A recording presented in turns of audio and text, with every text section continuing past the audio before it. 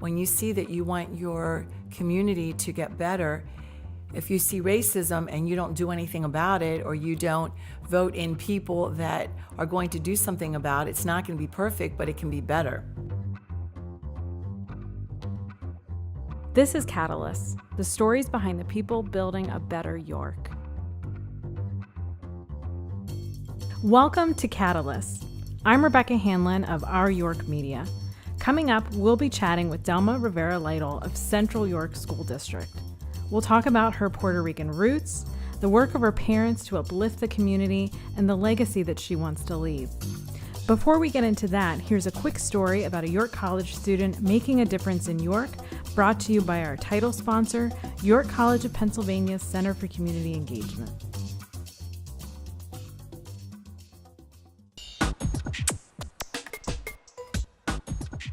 Crafting a business plan, projecting financials, and observing the habits of your customer base might sound like the job description of a CEO, but for Devin Pyatt, a finance major at York College of Pennsylvania, it's part of a much larger project that's engaging students with the York community. Last year, Spartan Central launched at Central Market York, selling York College wares and giving students an opportunity to practice some of the basics of running a stand. But with a bigger picture in mind, Devin is leading the charge and giving Spartan Central a makeover while improving it as a viable business. So Devin, you'll be using design thinking to interview people, observe market, and prototype the new Spartan Central. What are you most looking forward to with that process? What I look forward to every year is the new class of Grant Innovation Scholars and being able to collaborate with individuals who are of different academic focuses. That's something you normally don't get as you go through higher education. Usually it's much more atomized. You tend to just work with people in your major, often outside of the classroom, since classroom is mostly for lectures. But with this program, we get to see how different majors come up with different ideas in an entrepreneurial environment. So when you walk into Central Market on a Saturday morning, if you can picture it with me, it can feel like the heart of the York community. How do you hope you can impact York with this project? It certainly does feel like a community, and I really want the college to be a bigger part of it. There are definite ways to measure business. Is success like profit? But just being a part of the community means the familiar faces, being part of a family's routine when they come to market, putting something out there that people enjoy. That's really what makes it work, and that the business is student-led. The community gets to see what the college is really made of, and I think that will help bring us a lot closer. I love it. I think it sounds like a lot of fun, and I wish you luck as you revamp it this year. This season of Catalyst is supported by Stock & Leader Attorneys at Law. At Stock & Leader, our attorneys provide more than legal advice. We provide first-to-know expertise and a client-centered service through a collaborative team approach. We're more than your lawyers. We're your complete resource for legal insight and your partner for a fast-paced, changing world. When decisions matter, Stock & Leader.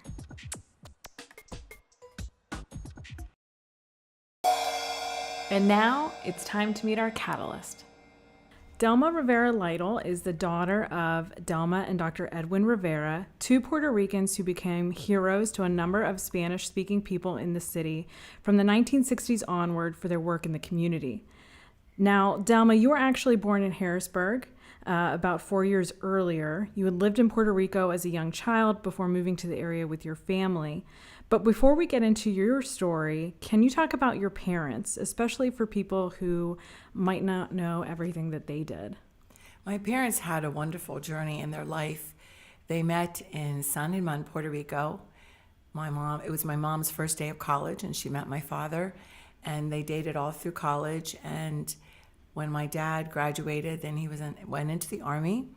And after he graduated from medical school, he had the opportunity to come to Harrisburg to do his residency. And then that, as you mentioned, that was when I was born. And when he completed that was when we moved back to Puerto Rico. And my father had the opportunity, because he did so well with his class of the residents, to be offered to purchase a doctor's practice in York. And it was really a leap of faith for them to move to a place where They were not familiar with the weather, the culture. They did speak English, but my mom was hesitant to speak it because she had a thick accent. They came here not knowing anyone, and that was a real leap of faith.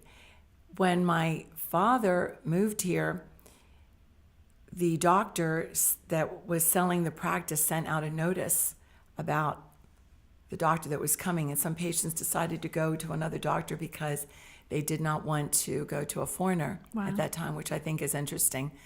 And my mom worked at the office, so she always knew all the patients, and it didn't take very long for them to become real part of the fabric of the community, that people that knew him said, this is the most wonderful doctor. And I'm not biased or anything, since he was my dad, and it was wonderful. And my mom was afraid that here she was a foreigner, even though she was an American, seen as a foreigner, that she would not be welcomed into the community.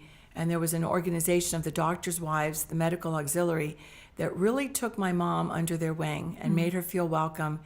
And often my dad and my mom said it was because of that group that they stayed, because their long-term goal was not to stay here. It was to stay for a couple of years and then go back. But they realized that the educational opportunities were better for us here. Oh, wow.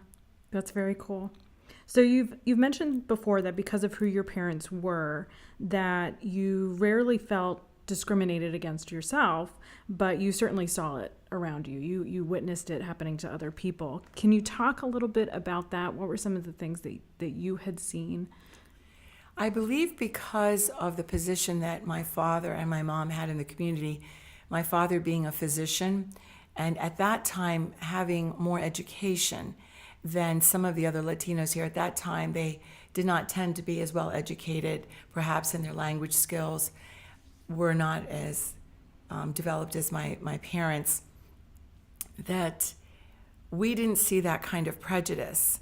And also, I had to be realistic that I am white-skinned, so the white privilege came into play, and I learned English very early on, so I didn't have the language barrier or speak with an accent. And I often have said that I wish that I had $1 for every time that someone would say, your family does not seem like you're Puerto Rican, because they had a very negative stereotype of what Latinos or Puerto Ricans specifically were. And I think that we helped to dispel that, hopefully, because we were the first Puerto Ricans that many people in the York community had met. Talk a little bit about what your parents did to particularly help other Latinos in York County. What were some of the things that they had done in that effort? They would see that after they would come to my dad for medical services, that what now? If they had to go to the hospital, to a nursing home, try to get a job, they didn't have language skills. My parents, fortunately, did not need those services. So they got together with a few people to see what can we do to have, they came up with the idea to have a center where people could come and get these services, have a social worker, have people that could provide these services. And eventually that vision that they had led to the creation of the Spanish American Center on Queen Street. And they were providing so many services and so many people were coming that very quickly that center was outgrown, and the center moved to Princess Street, East Princess Street, to a much larger facility.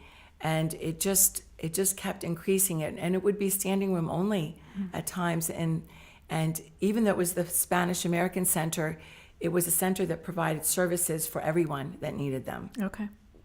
What was your role in kind of being involved in that as a child or teenager growing up?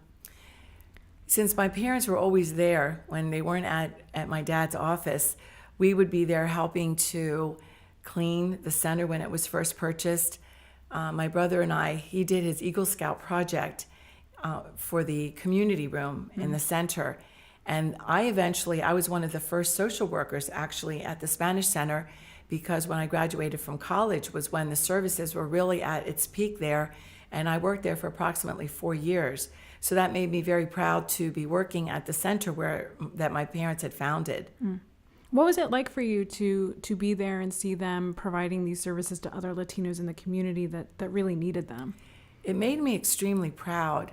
My parents were very revered as leaders in the community, and not just revered by the people in the Latino community, but the community at large. I think when they saw the services that my parents were trying to provide, then other people, not everyone, but many people came forward to say, what can we do to help? Yeah. You're named after your mother. I am. And in many ways have followed in her footsteps. You've described her as a little Puerto Rican woman who wasn't afraid to stand up to politicians and really had it a lot harder than you may have had.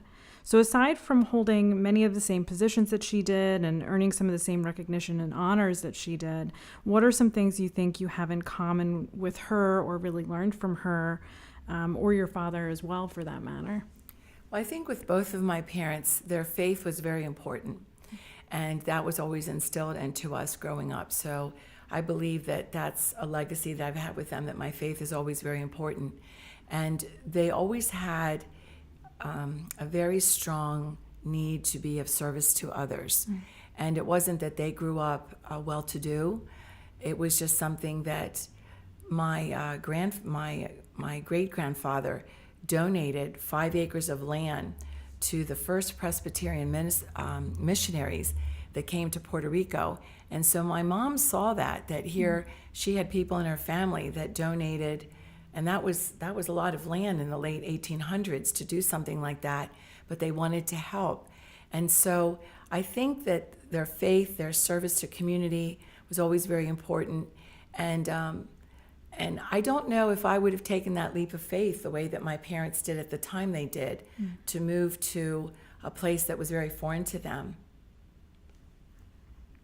So you currently work with Central York High School. And there was an incident recently with the board where one of the members suggested cutting your position as a diversity specialist to save some money for the district. And you had an overwhelming amount of support during that hearing, and the school board member eventually withdrew the movement to eliminate that position. What's your biggest takeaway from going through that process? I believe you truly have to stand up for what you think is right. I was standing up not for myself, but for the position.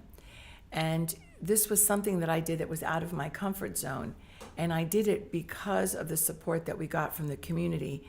And it made me realize that the services that I was providing at Central School District, which was my school district, were needed by the families and the parents. And when you have that kind of support, then you also have to step forward. And perhaps had the community not stepped forward the way they did, this school board member would not have rescinded his desire to really cut my position. Why do you think the position that you have within the school, being a diversity specialist, why is it so important today to still have that kind of service? I think students feel very comfortable when they have someone that they can relate to. If a family comes in and they speak Spanish, or they come into my office and they see the Puerto Rican flag, you just see this, oh, someone understands me and I can speak my language. And it doesn't necessarily have to be someone that speaks Spanish, but I have an ear for accents, so I can, I'm very patient with them. And I always say I'm just another resource for students in our school. And I feel privileged to be at my school district and that we were very progressive. I've been at my position for 13 years now, that Central School District saw the need for it as our school district changed. Because when I graduated, I was the only Latina, and we had one African American in my class, and now Central consists of almost 25% minority students. Wow. So you mentioned that you once had a friend that had moved away from York County, and they called York Yuck, PA, which you took offense to. Now, unfortunately, that's not an uncommon sentiment that we find sometimes in this area, but you said you don't feel, in some ways, like even your own daughter is sometimes proud of her hometown.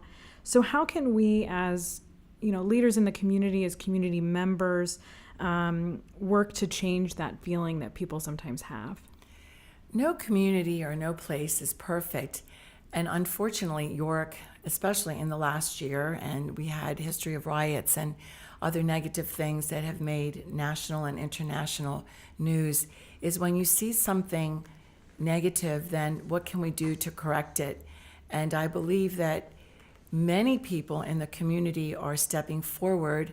And right now, I even tell my daughter, there's groups like Latinos Unidos that the various segments of the community are working, just even the building that we're in right now, the revitalization of the city and the county. It's amazing. And we have an example from Lancaster.